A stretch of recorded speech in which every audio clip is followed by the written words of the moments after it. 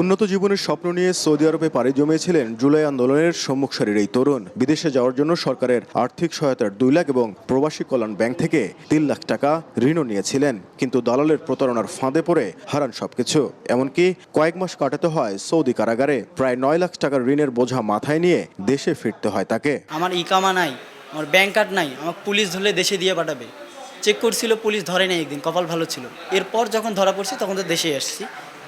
তো তারপর ওরা আমাকে বলে যে আমাদের কাজ দেওয়ার কথা ছিল, আমরা দিছি, তুমি ওখানে থাকতে পারো নাই, মিথ্যা। মালয়েশিয়া প্রবাসী মানিকের অভিজ্ঞতা আরও ভয়াবহ।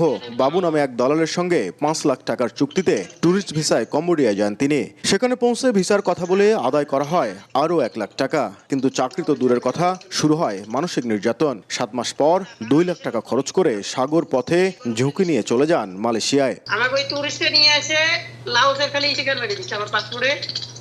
স্টিকার মারার পরে লাওসের বর্ডারে যে যায় কনভার্ট করে দিবি ভিসা, এটাও করে দেয়। রংপুর কর্মসংস্থান ও জনশক্তি অফিস বলছে, দালালের মাধ্যমে প্রতারণার শিকার হওয়া এমন অন্তত 15টি করে অভিযোগ প্রতি মাসেই তাদের কাছে জমা পড়ছে।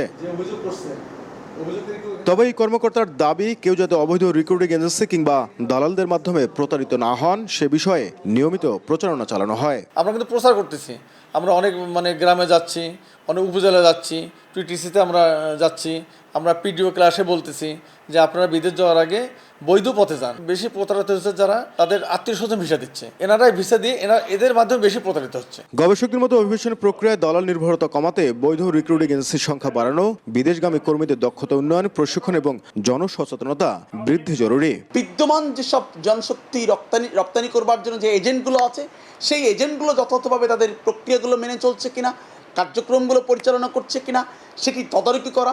বিএমইটির তথ্য বলছে, দেশে মোট বৈদেশিক অভিবাসনের মধ্যে রংপুর বিভাগের অবদান মাত্র 1.8%, আর মোট রেভিডেন্স প্রবাহ 0.69%।